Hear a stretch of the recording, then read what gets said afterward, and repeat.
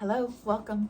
My name is Katie Zarko. I'm a mom of two and a licensed clinician, a marriage and family therapist, and I live on the island of Oahu. And in 5 days, I'm getting my breast implants taken out. So I have built up to this and I continue to build up to it. I've posted a couple shorts on just, signing consent forms and, anesthesia fears. And I've pretty much just resolved to step into this like a fun little game, the way I stepped into the implants in the first place. I got them on my 40th birthday, April 26, 2023, and I will be getting them out November 13th, 2025. So it's only been 2.5 years.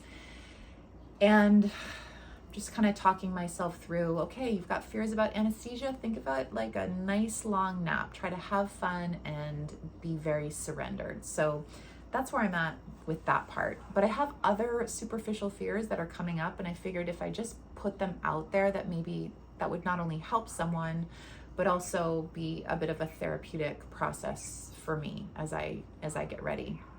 Because I'm doing a lot of this rationale. I know I have options, and I'm just trying to lean on practicality and some logistics, and then coming back to what really matters, which is my femininity and just embodiment. So I'll take you on a little bit of a journey, a little backstory. So I got them in 2.5 years ago.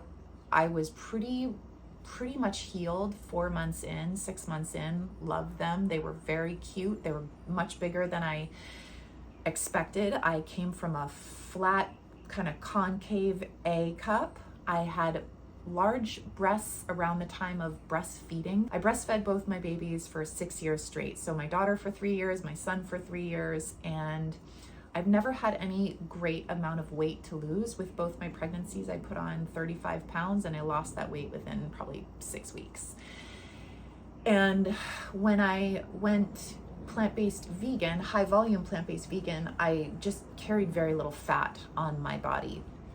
And most of the fat that could have hung out on my body was in my breasts and in my butt. So that went too. And when I looked at my body at the age of 39 and a half, I thought, wow, maybe we could add some implants and I could give myself a bit of a figure, because I was kind of flat on all sides. And there was other things that led up to that. And this is why I don't think that breast implants are just for aesthetics.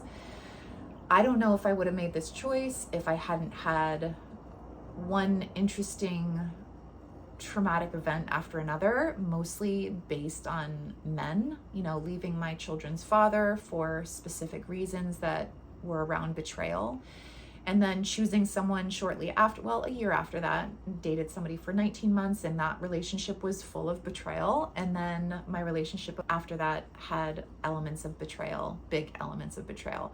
And so it kind of, there was this theme of like, well, if I'm going to keep getting betrayed by men, would it be betraying myself to get implants? And I didn't know if that was the case. It wasn't even a question I asked, but I think I was willing to risk it. Because at the time, I just needed to feel better about myself. And implants were a way for me to feel like I had control. We're hardwired for it. So what's a girl gonna do? So I scheduled my surgery for my birthday, and I recovered really quickly, really well. They have always, I think that my doctor made a great decision. He pretty much decided on his own what size I should get based on my height and my frame. And I don't think he made the wrong decision, but they're definitely bigger than I think I would have ever imagined. But he filled what was loose. So I had probably a C cup when I was breastfeeding. I went down to a very small, flat, loose A. And I believe that the implants, 375 cc on the left and 415 on the right, because, asymmetry. I think that he made a proper choice for what I looked like. And I don't think he made the wrong choice. So 6 months in, I think I was really embracing how they looked. And then it was about a year after that I started to wonder why it was that I was having other complications like my immunity was suffering, and I was getting persistent UTIs, and I was in and out of the ER for things like the flu, and I got bursitis, and things that I just wouldn't have ever expected somebody so well-intentioned as myself to be experiencing. So I had two options. The first option was to kind of review my diet, because I was a plant-based vegan, and it could have been possibly, I don't know, maybe a deficiency. I don't know if it was a B12 or a protein thing, or if it was because the veggies that I was eating was high in oxalates, or inflammation, or whatever that could have been, or my implants. And because changing my diet seemed like the less risky approach, why not do a process of elimination? So I forewent my vegan plant-based ways, and I went full-blown carnivore. So I went from one extreme to another, and I started that on July 1st, and I stopped in late September. And man, I learned so much when I went carnivore, but mostly what I learned was that that was a short-term solution, for the long-term goal. And the long-term goal is to just feel our best, right? And to show up for life in all the ways that we ever dreamed. And I think carnivore did one thing to help me, which was integrate animal products again. Because I do think that I thrive on having them rather than excluding them or boycotting them. And I don't judge anybody, and I never judged anybody in the past for eating meat. I guess it was like partly ethical, but it was also just knowing that after starting high volume plant-based eating and knowing how good I felt, that was a solution for me and could likely be a solution for so many people. And I think a lot of people had found a solution in that style of eating, but I see more often now that people who are really embodied have found a middle path between animal products and plants. So I learned the first 30 days were great. And then I started to gain weight and feel very lethargic and mentally unclear towards the end. And I just chose to do the rebellious thing and start adding in honey and squash and papaya and avocado, and just redo the whole carnivore protocol and just kind of step out of the four corners of the community. Let's just call it that. And that was hard. I really have to say that was hard, because I think that I was starting to find an identity in the group, and I had to be really careful with that, because I know better as a clinician and also as a woman, and having overcome eating disorders, that the last thing you ever want to do is identify with your diet. So once I started identifying with carnivore, I was like, wait a second, this isn't who I am, because if I do that, I am setting myself up for a crisis.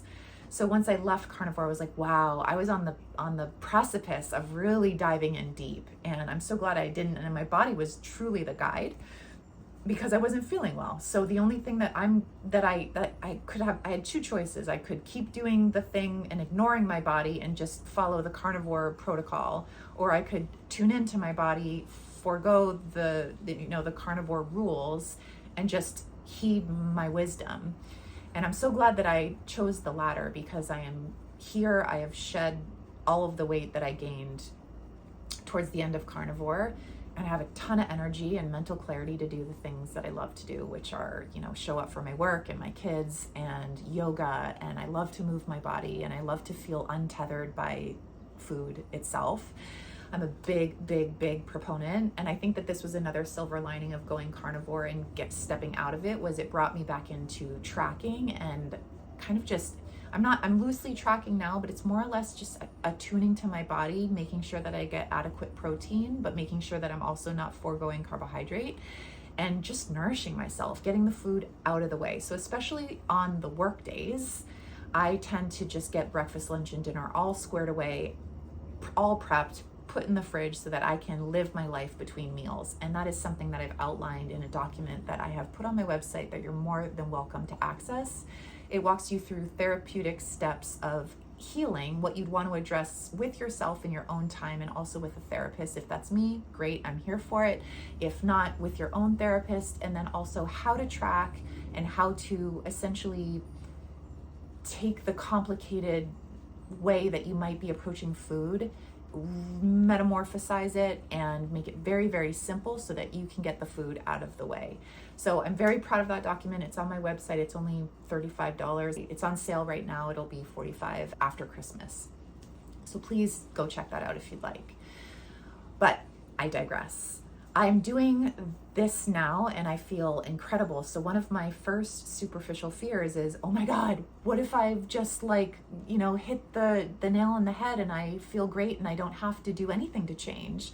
If I've done all the change now to access my sweet spot and my happiness, why take the implants out? But my surgery is scheduled for 5 days from now. So the plan is to go in. And my rationale for that is I'm 42 now. In 10 years, let's say, I would otherwise have to get them replaced or removed. And right around that time, I will be stepping into menopause era. And my rationale is just kind of why set myself up for extra stress during that time when my body is already experiencing its own natural evolutionary stress. So part of my thinking is just let's be proactive about reducing stress and just make it easier for our bodies to transition into that era, into that really important time of life when a woman's gonna want to be embodied, right? I can only imagine if you've been through menopause already and you have a similar experience, maybe leave a comment in this video. So that is one of my superficial fears. What do I do now that I'm feeling great? Well, I'm taking the happiness that I feel now and I will apply the happiness post-explant because my happiness doesn't have to change because my chest does.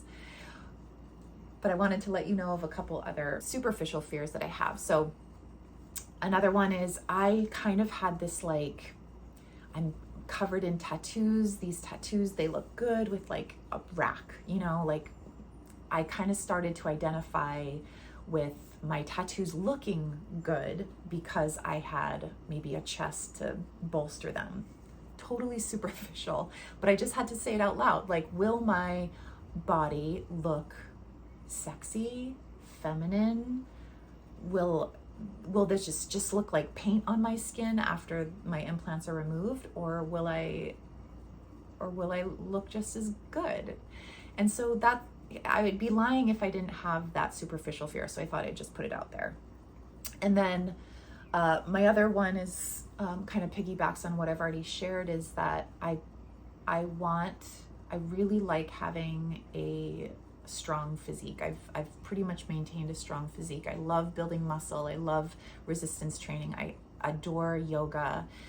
And I wonder if I'm going to miss having this extra, curvaceousness once I get them out, if I'm going to be able to love, maybe I could bolster workouts by focusing on my rear end and get a juicier booty or whatever. I mean, I start to hone in on how else can I focus on loving my body if I don't have these in.